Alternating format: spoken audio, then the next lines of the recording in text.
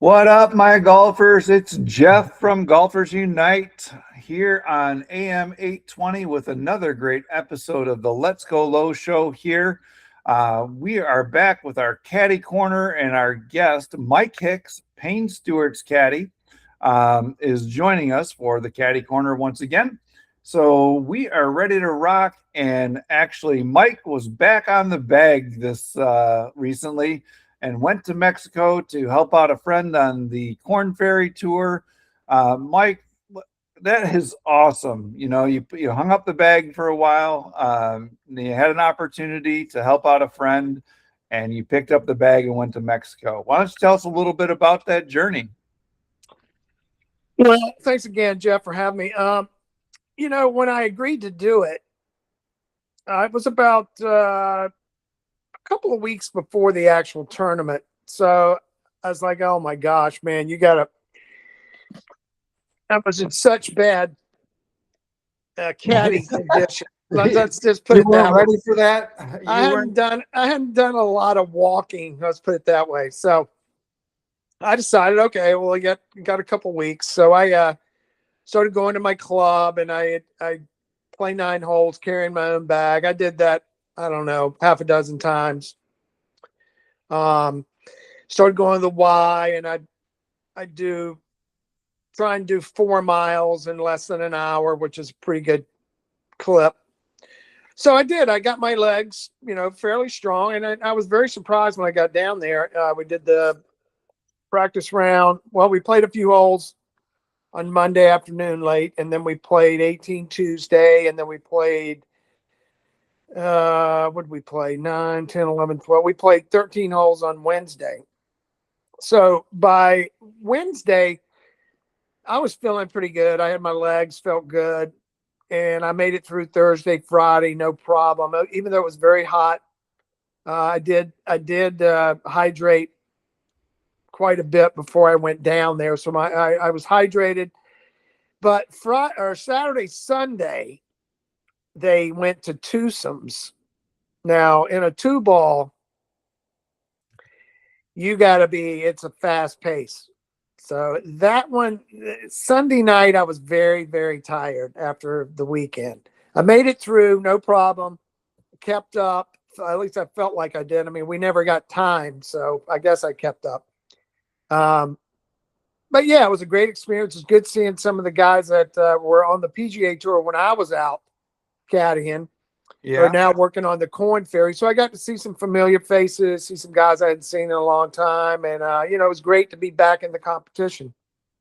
Sure. We're talking with Mike Hicks. Mike is the special guest of the Let's Go Low show here with Golfers Unite every Saturday morning on the Big 8, AM 820. This episode is brought to you by our friends at Found Golf Balls. FoundGolfBalls.com is actually giving our Golfers Unite listening audience a special promotion, 20% off, and they have pristine golf balls from the likes of Titleist Pro V1s. Just go to FoundGolfBalls.com and enter the promo code GolfersUnite20. That's GolfersUnite20 and save 20% off their excellent quality golf balls. So, Mike, you hit the bag, you worked out, thought you were going to be pretty tired, but you found that you were in better shape than you thought, and which is always great. You got back on the tour in Mexico. Let's talk a little bit about, opening rounds and how your player did and some of the things that he was working on, or you felt that you might have helped benefit him with all your years of experience.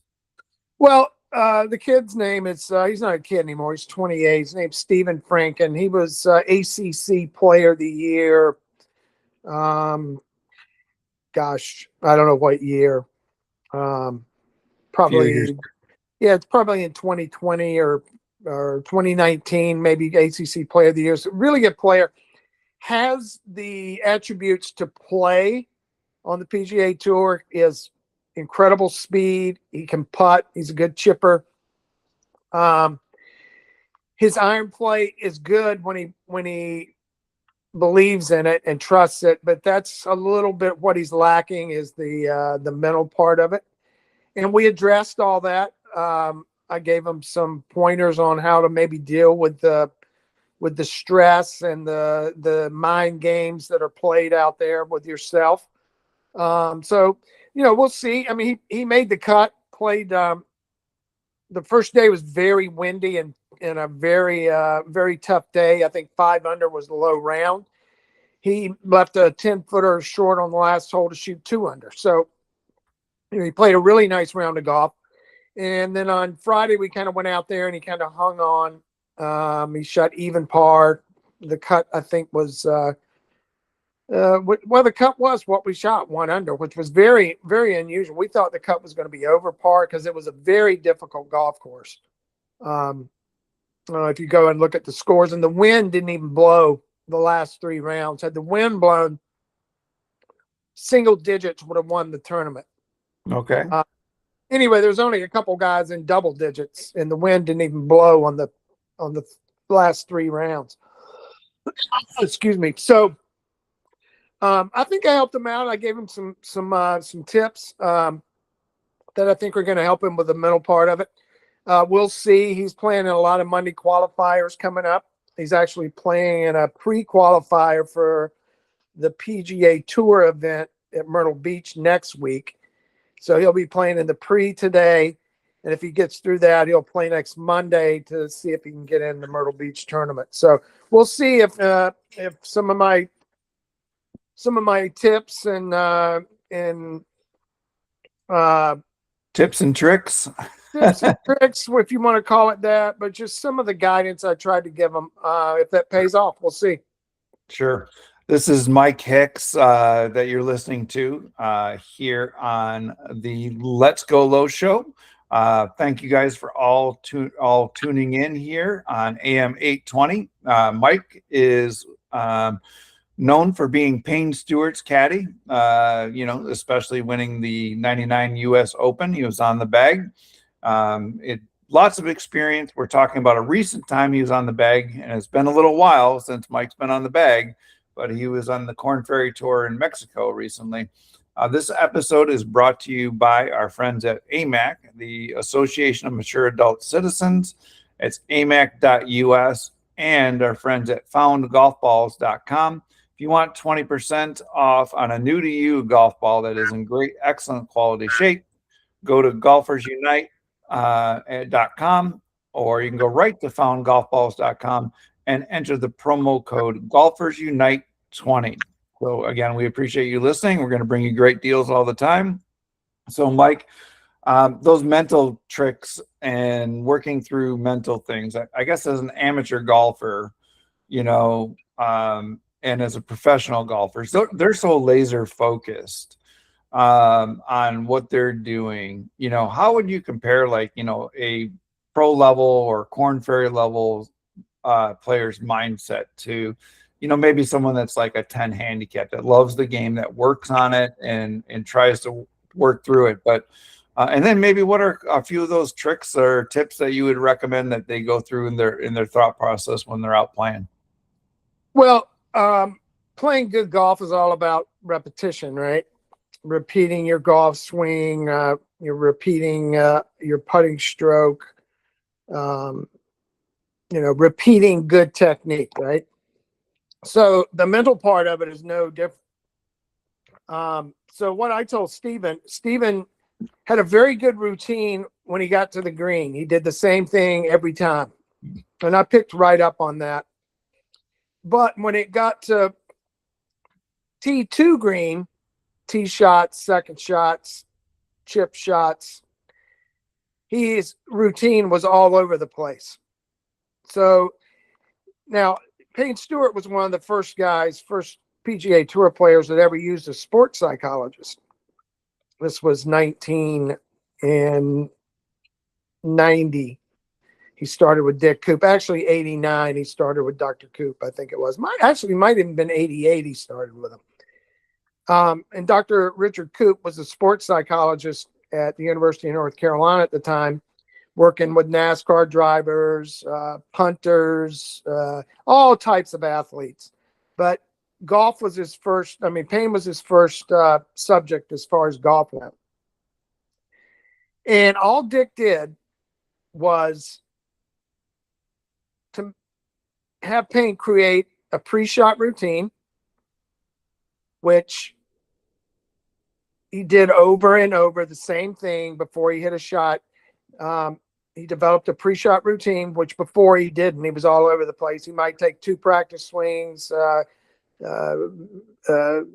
3 practice swings, 1 practice swing. It was just all over the map. Anyway, so Dick incorporated a pre-shot routine, and the Nicholas invented the intermediate target.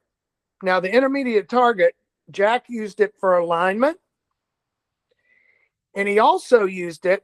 He knew that if he started his ball over his intermediate target, that his ball would not be, even if he put a bad swing on it and it created a certain spin, if the ball still started over that intermediate target, it was not going to be too bad of a shot, right? Okay. So Dick got Payne to incorporate an intermediate target, which is picking out a spot a foot in front of your ball, aiming your club face at and aiming the ball at that intermediate target, and focusing on the intermediate target as opposed to the water, the out of bounds, the sand traps, anything that's in front of you. He wanted you to bring the focus right back to where you were, a foot in front of your ball. Yeah, because you really don't have much choice after it clears your club, so it doesn't really matter. No, right. So Payne had trouble. Sense. Payne had trouble with what was ahead out in front of him, and this small little thing, and I truly believe this, and I will till I die. That intermediate target turned him into the champion that he was. And just a short story on that. In 1999 at the U.S. Open, we had missed the cut at Memphis on Friday, and we show up Sunday, and I had noticed the last month that he was nonchalant with his intermediate target. He wasn't, sometimes pick it out, sometimes not. And his Dick Coop, the psychologist, me, Payne, and his swing coach Chuck Cook went out Sunday by ourselves, Sunday before the U.S. Open started, and we're walking the course, and we're playing a practice round. While on the third hole, walking down the second hole, it's just me and Dick kind of lagging behind. He's going, "What's going on?" I said, "Well, he's not picking his intermediate out." So we get on the third tee. Payne pulls out his 2-iron, gets over the shot, and before he hits it, Dick goes, "Where's your intermediate?" Payne backs off and goes, "Oh, okay." Well, from that point on, he started picking the intermediate back out, and the rest is history. So I truly believe that because he went back to focusing on that intermediate target and not worrying about what was ahead of him, that's why he won the tournament. Yes, this is Jeff Stanislaw. You're listening to Mike Hicks. Mike is Payne Stewart's caddy, and we're talking all golf, all things on the caddy corner here on AM 820 right here in Tampa, the Big 8. This episode is brought to you by foundgolfballs.com. Foundgolfballs.com. If you want to get 20% off, just enter the code Golfers Unite 20. Golfers Unite 20, get 20% off new to you golf balls. Mike, we got a couple minutes here left, and the story about the intermediate spot, and I think most amateur golfers can relate with this. They walk up to the tee, and they automatically are thinking, "Don't go here, don't go there." Correct. And the intermediate opportunities, like, it just takes all that out of the picture. You find a spot a foot, 2 or 3 foot in front of you that you really want to focus on. It just clears that completely out of the vision. It makes complete sense. Why doesn't everybody do that? Well, I mean, first of all, you got to be able to hit the ball over that spot, right? That's funny. So it's for weekend golfers, I'll say that part of it, you could incorporate that, no doubt, and it's not going to hurt you. But I would say developing a pre-shot routine is always going to help, because like I said at the start of this segment, it's all about being repetitive. You got to repeat your swing, repeat your stroke. it's all about repetition. So, if you can get in the habit of having the same pre-shot routine, that's only going to help matters. So, I mean, that's for everybody that plays this silly game. So, Right, right. but for the people that are playing it seriously, or that are high level amateurs, or people that are trying to make money at playing golf, that simple little tip, if you can ever bring your focus and clear your mind and totally be focused on the intermediate and not what's ahead of you, you're going to lower your scores. Your ball striking is Tremendously, yes. going to improve tremendously. Mike Hicks, Caddy's Corner, right here on AM 820, the Big 8, every Saturday morning at 8 a.m. in Tampa. We appreciate you coming on and supporting us, and I hope all our listeners are really enjoying the show. We're celebrating, 10 episodes now, and we hope to continue to grow. Again, thanks. This is Jeff Stanislaw from Golfers Unite saying, let's go low.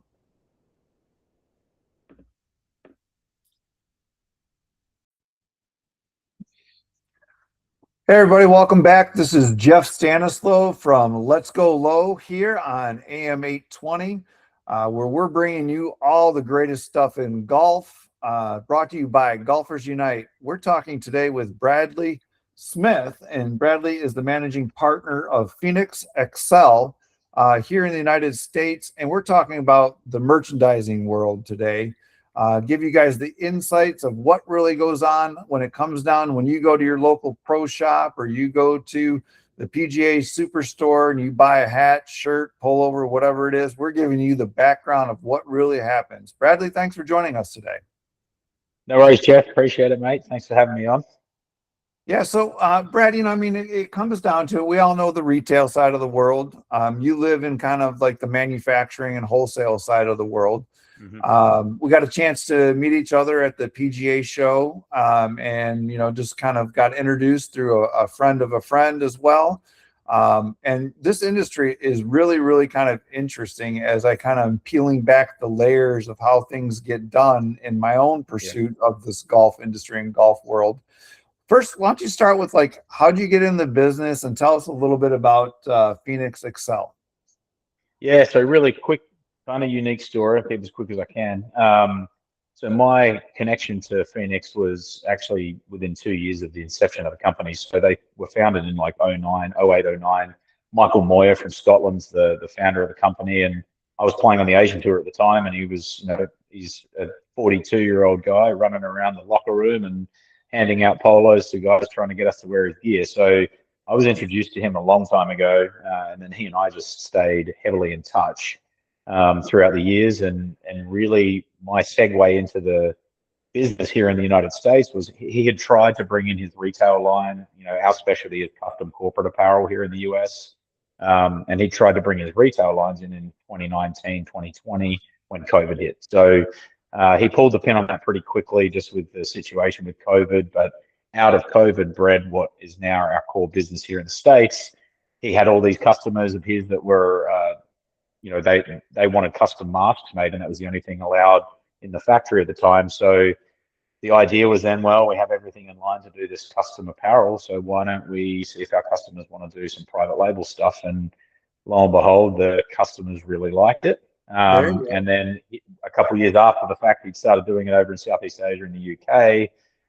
He and I got to chatting and decided to work together and really launch it and go full bore here in the United States a few years ago. And it's been a really good business so far, and it's growing year on year significantly, and we don't see that changing anytime soon. Fantastic. We're talking with Brad Smith. He's the managing partner in the USA for Phoenix Excel. We're talking about the merchandise world, the clothing world here at Golfers Unite. This is Jeff Stanislaw, and you're listening to Let's Go Low, brought to you by Golfers Unite. So, Brad, when it comes down to it, you kind of have two worlds, right? You have a brand world, you kind of have a private label world, and then you have the raw materials, your shirt with nothing on it world.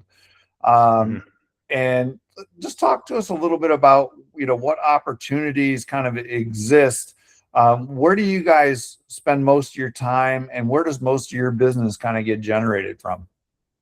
Yeah, so multifaceted question a little bit, which is awesome. So, there's the apparel industry is a big industry, right? We all know that. It's humongous in the United States. So what we were finding, at least on the corporate side, when we really started, we had a heavy focus on corporate branding. So there's a lot of these companies that have significant amounts of marketing money that they're putting into marketing their brand. And we were finding that a lot of these companies, they're either paying to put their logo on, a company like a Peter Millar or Nike or an Under Armour or someone like that, who are all great established brands. Can't take anything away from those fantastically established brands. But what we found is they're spending a lot of marketing money to put their logo on to market someone else's brand. Sure, So man. our philosophy was, okay, why don't we take our branding out of the equation? And it honestly helped us get in the door with a lot of folks, especially early on when we took ourselves out of the equation. We said, we are here to provide you with a service that focuses on you and your brand only. And that's sort of we've run with that philosophy, and it's been really well received. I think it was a breath of fresh air for a lot of these companies that we work with, where we have the design capabilities, we have the manufacturing, the warehousing, we handle the logistics. We were taking a lot of things off of their very busy plates already, and having the designers right there for us. It's simple as getting a couple of logos and an idea, us then creating everything for them, going to them with something that they can pretty much sign off on after one or two iterations. I think it saved them a lot of pain, effort, and heartache that they didn't want to have to deal with as much. And we found that providing them with a really well-rounded service has benefited us significantly, and certainly helped us with some initial big corporate clients that we otherwise might have had a very hard time getting in with. Right. We're talking with Brad Smith. Brad's managing partner of Phoenix XL here in the USA.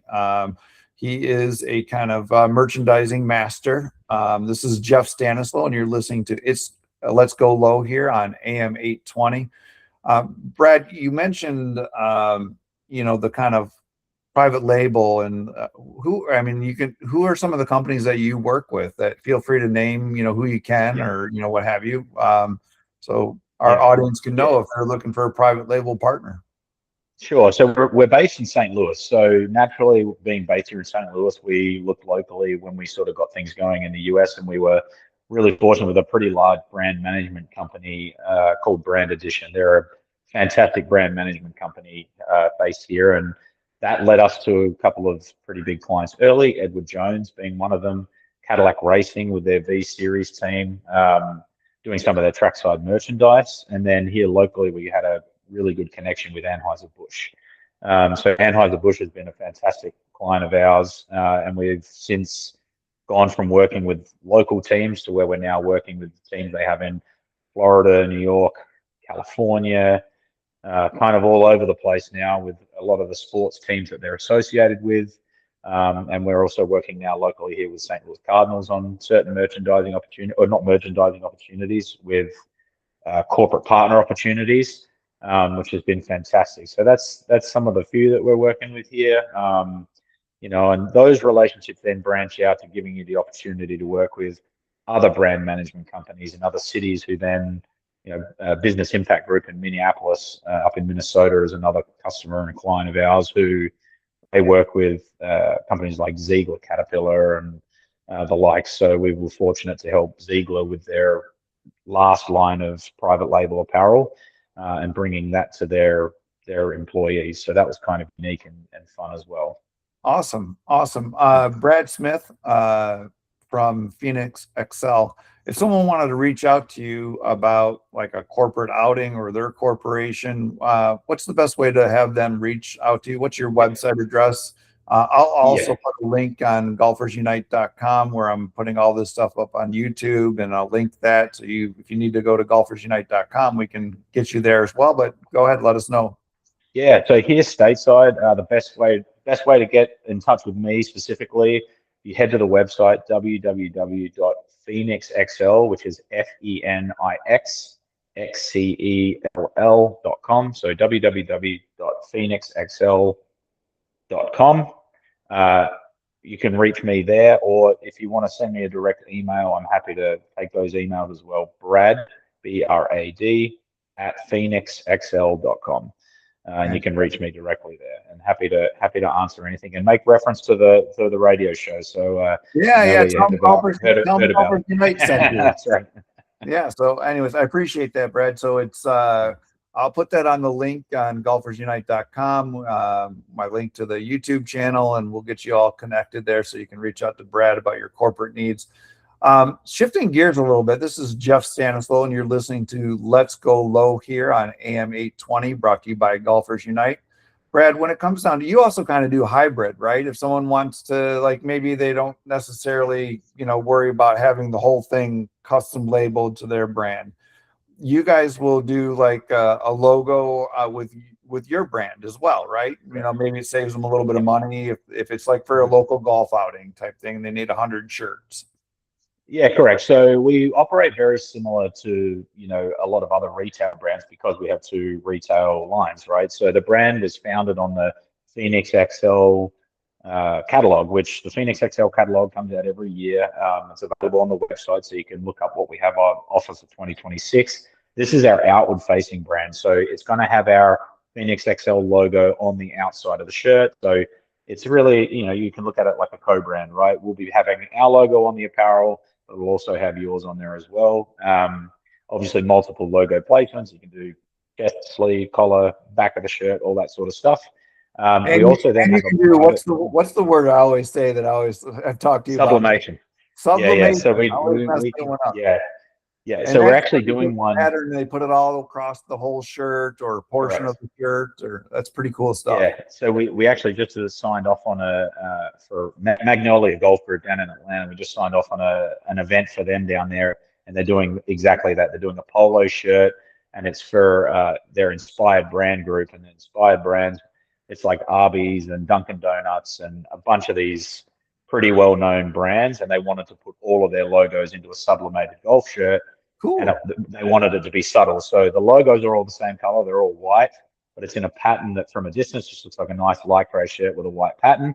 You get up close and it's got the Dunkin', Buffalo Wild Wings is another one that's in there, Arby's. So it's got all those little logos in there, and it's then got their inspired logo on the side. So we can go ahead and I've worked directly with my contact there. She had some ideas and she already had a pattern. So if you have a pattern that you've already created yourselves, you can provide that to us along with the logo. We can simply mock it up and get the order going. Or if you don't know what you want, you can send us the logos, send us your ideas for the event or what it's based around, and then we can have our designers go ahead and create something for you as well. Great. Brad Smith from Phoenix XL, a managing partner here in the United States. This is Jeff Stanislaw, and you're listening to Let's Go Low here, brought to you by Golfers Unite. So, Brad, we got a few minutes left, and I would be remiss to not let our audience know what direction, what are the trends, what's hot. We all see this Melbourne clothing line that's coming to market with the likes of Jason Day and now Fred Couples and, what have you.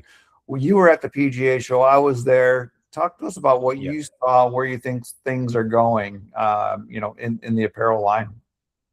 Yeah, so, we saw this trend of the very out there, the bright, crazy, colorful, design really like a couple of years ago, really like Bad Birdie and all that, who are, again, fantastic brands, sort of started in that sort of realm of kind of out there apparel, right, with the bright colors and the crazy patterns. So we're actually seeing a small shift back away from the really full-on patterns that are really in your face to subtler patterns where it might be on the inner label of a collar or under the button placket with a solid shirt. So with just a simpler logo on the chest or the sleeve, something a little more subtle. So particularly on the outerwear side, we do a lot of outerwear in the US. I'll be the first to admit that. That's probably the largest portion of our business is outerwear. So this is a great example, kind of like an inner sublimated hoodie or something like that. So what we're finding is people are wanting to wear a combination of both. You have the older generation that tends to be a little more conservative,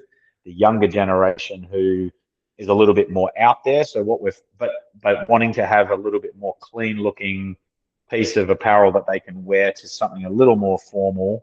but also have sort of a bit of pizzazz in there as well. So we're finding like the subtle sublimations and the subtle patterning is really the way people are going, and then they're heading back towards some more of these solid base colors and things like that with simpler design. That was certainly something that we saw down at the show. It was amazing. I think there was over 400 apparel brands on the show Yeah. floor, which is unbelievable when you think about it. And there were still plenty that, they didn't even booth there. But there's a lot of brands out there doing a lot of cool things. You Right. really, I think you've got to find the brands that you love and that you like, and kind of follow those as much as you can. Yeah, it was interesting down at the PGA show this year. I saw a lot of trends. Of course, the merchandise apparel stuff was huge, as it always will be. But we also saw the influencer world kind of really, really getting big and a lot of fanfare. And then the sim world is really, really getting big. They had a lot of Yep. floor room space this year. This is Jeff Stanislaw. You're listening to Let's Go Low here on AM 820. Brought to you by Golfers Unite. We're talking with Brad Smith, the managing director of Phoenix Excel. So, Brad, how about material wise? What material wise? What's going on there? We got about another 30 seconds or so. What are you seeing there? Yeah, so I'd say that the performance fabrics are still really in. I don't know that just because of the poly spandex blends and some of these cotton spandex blends, just from a comfort standpoint, I think people have shifted away from the heavier materials, the form-fitting materials a little bit. PK polyesters poly spandex blends are a great way to go for something that's a bit more form-fitting but gives you the breathability and comfort of a performance fabric. But I definitely think that those performance fabrics are going to be the thing that really steals the sort of the show for moving forward. I think we're seeing a move back in that direction.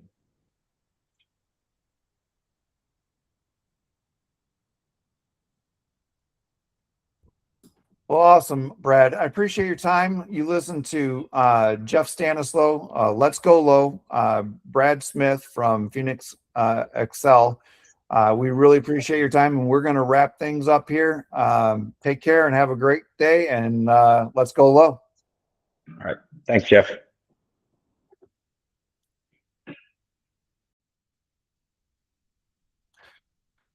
Hey, what's up, everybody? This is Jeff Stanislaw, and you're listening to your favorite golf show, Let's Go Low, here on the Big 8 AM 820. Happy Saturday morning to you. Hopefully you got a tee time about 10 o'clock, and so you can get over there after you're done listening to our show. Anyways, today's episode is brought to you by Back Nine Golf, Carrollwood, and AMAC, the Association of Mature Adult Citizens, amac.us. We are pleased to have Josh Fromm on today. Josh is the founder and president of T-Tender. And Josh has a pretty cool story to tell about his business and what he's bringing to market. So, Josh, why don't you just tell us about starting up the company, how it evolved, and then we'll dive into really what it does and some of the solutions it provides for golfers. Thanks for joining us. Yeah, appreciate you having me on, Jeff. So a little bit more about T-Tender Golf. We were founded almost 4 years ago at this time. I had been somewhat in the golf industry trying to get an app to market that connected instructors and students virtually. Didn't get it to market, but made a lot of connections in the space. Long story short, avid golfer myself. My grandpa's very close friend actually had the original teeing device that he founded from T-Tender 20 plus years ago, which was created by milled metal. It was a prototype. They dumped over $100,000 into it. And at the time, his two friends that he was coming to market with the product passed away of old age, and he put the device away. So a few years ago, when my grandpa connected with him, he said, "Hey, my grandson, is kind of in the golf industry. Like, I think it would make sense for you guys to talk." Long story short, Stan is his name. we connected, and we got very close over the last few years. I took his device, created a team around me. We have an investor, we have an engineer, we have a go-to-market person, and Stan really helped advise on the business. We re-engineered the original prototype for go-to-market, got Right. 2 patents on the product, and ultimately, we launched in June of last year in 2025. Fantastic. You're listening to Jake Fromm and Josh Fromm. Josh is the founder of T-Tender. Talking a backstory about his business. This is a 20-year-old device, and basically it was put on the shelf. And sometimes some great ideas get put on the shelf and then get remarketed. And Stan is my nickname, so I like this guy already. So it's a great story. You're listening to Let's Go Low here. This is Jeff Stanislaw from Golfers Unite. This episode is brought to you by amac.us and Carolwood Back Nine. That's Back Nine at Carolwood. Josh, it took a long time to bring this product to market. I understand in a previous conversation that we had that the first prototype was like 20 or 25 pounds. Why don't you just tell us about the evolution of like the product and the trials and tribulations? I'd imagine that's a great story in itself to take a 20-pound product and bring it to what it is today, which is like less than 2 pounds, right? Yeah. Well, technology has changed a lot over the years. And actually our engineer on our team has an amazing 3D printer at his house. And so he was able to take the original unit and engineer it and streamline it to create less parts that need to be manufactured, but also improving on functionality, right? So when you have a teeing device, what's really important is not only can it tee up a ball, but you also need to have a stand to keep it upright, because you don't want to bend down and pick up. That would defeat the purpose, as well as you need to be able to pick up the ball and pick up the tee. So the process probably took us 3 to 4 months, mastering it from start to finish, with hundreds of different prints and different trials, right? We have to account for different types of tees, figure out which one works the best. We have to account for how hard the ground is, right, when you're putting the tee into the ground, and additionally, ease of use. So with all those things, I mean, we probably went through hundreds of different trials to get to where we were at today. And long story short, we actually launched a small batch in December of 2024 with regular standard tees. And the general feedback on the market was, hey, this is great. It works really well. But everyone uses a martini tee, which are wider plastic tees. So all the adaptive players, all of the senior players who are primarily our market, use these martini tees. So we went back to the drawing boards after our market feedback and relaunched in June for our mass launch. And the feedback has been great ever since. That's fantastic. We're talking with Josh Fromm. Josh is the founder and president of T-Tender, a really cool product. And we're going to let Josh take the floor here for a minute on what the product is and how it is. You're listening to Jeff Stanislaw on the Let's Go Low show, brought to you by Golfers Unite. And if you want to catch this episode, we'll post it up on our website, golfersunite.com. Just click on the blogs, and we have all our episodes here from the radio show on AM 820. Josh, so it's the radio, and usually a picture is worth 1,000 words, but we're not going to be able to do that. So for our audience, I guess I was impressed with the product. I think it serves a great purpose. It's a niche product, but for our audience, what's the best way to describe the T-Tender, and then also include how they find it if someone is interested in it. Yeah, absolutely. So the T-Tender, when we were designing it, we wanted it to look like a golf club. We thought that was really important. in the market. People love good looking products in their bag. Me, myself, as a golfer, yeah, I love good products and I'll spend some money on good products. But we'll start from the top of T-Tender and work its way down. So the top has a button on top of the grip, which is a real golf grip. When you push that down, that opens up the claws. So that releases the ball and the tee from the ground that you lift away, and you're good to go. We also have a button on top that locks the claws. So if the ground is really hard and you're pushing it into the ground, it'll lock the claws together so it won't spread apart and you can really push it harder into the ground. The actual length of the T-Tender is created by a true real golf shaft, right? This looks and feels exactly like your golf clubs, which is what we wanted. And then really we have a stand that pops out. It's very easy. It's like a tripod stand, which is pretty nice. Additionally, at the bottom of T-Tender, we have two claws that open up. Again, you're able to slide in a ball, slide in a martini tee, and you're off to the races with T-Tender. T-Tender is available right now on our website at www.ttendergolf.com. We also are available on Amazon and on Etsy. Available on Amazon and Etsy too. Yep. One more time on that URL for our audience. Yep. www.ttendergolf.com. Okay. And then we're also, if you search T-Tender Golf on Amazon or Etsy, we will also pop up. We also are available on Rock Bottom Golf as well. On Rock Bottom Golf. Oh, fantastic. Yep. So you kind of went through the edifications of design, the trials and tribulations. You got your beta testers out there. You got feedback. You made improvements. And let's talk a little bit about the marketing strategy moving forward. So this is Josh Fromm, and Josh is the founder and president of T-Tender. And this episode of Let's Go Low is brought to you by Golfers Unite, amac.us, and the Back Nine Carrollwood. So Josh, where do you go from here? You kind of launched not quite a year ago, going into kind of year two.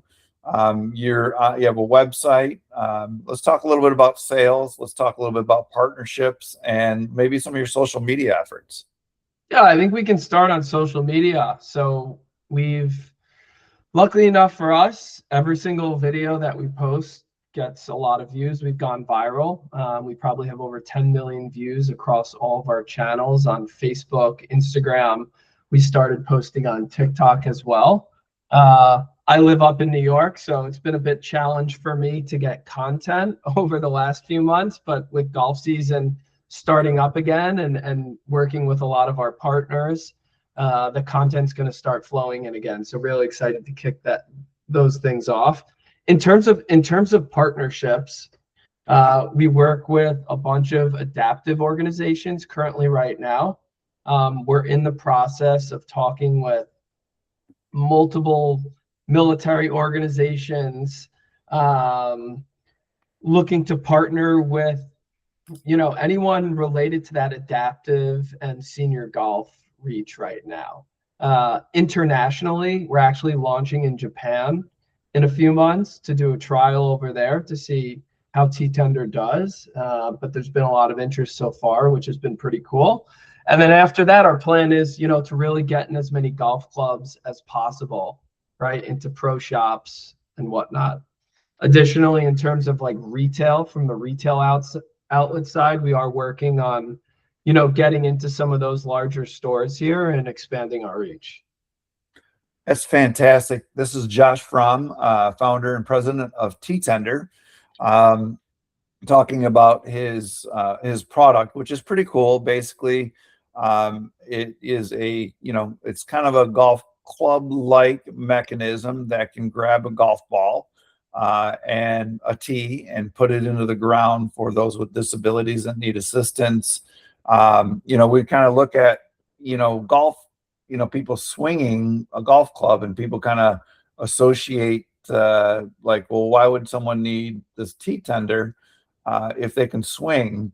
The golf club itself, why do they need something with the golf ball? Why don't you tell us a little bit about the difference between like making a swing and then like bending over and put it in the tee?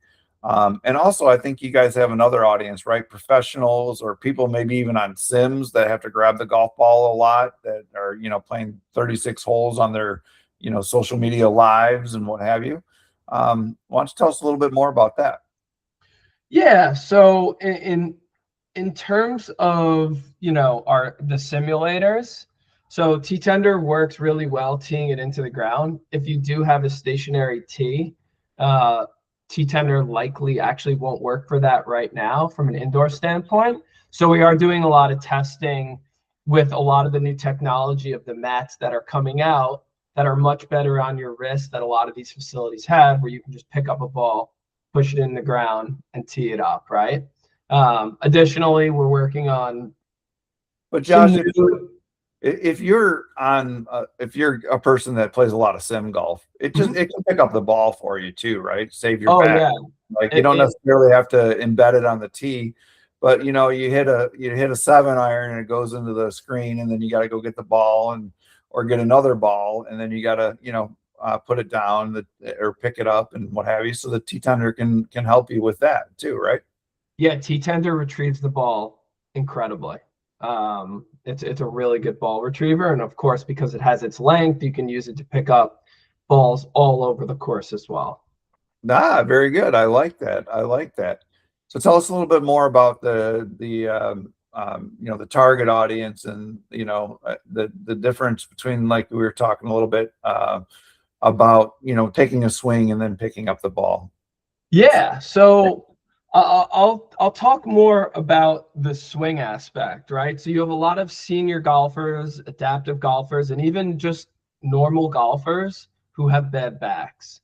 Bending down to put a ball on a tee is one of the hardest things you can do in golf, because it does, requires that back movement, right? And it requires you to have the mobility to do that.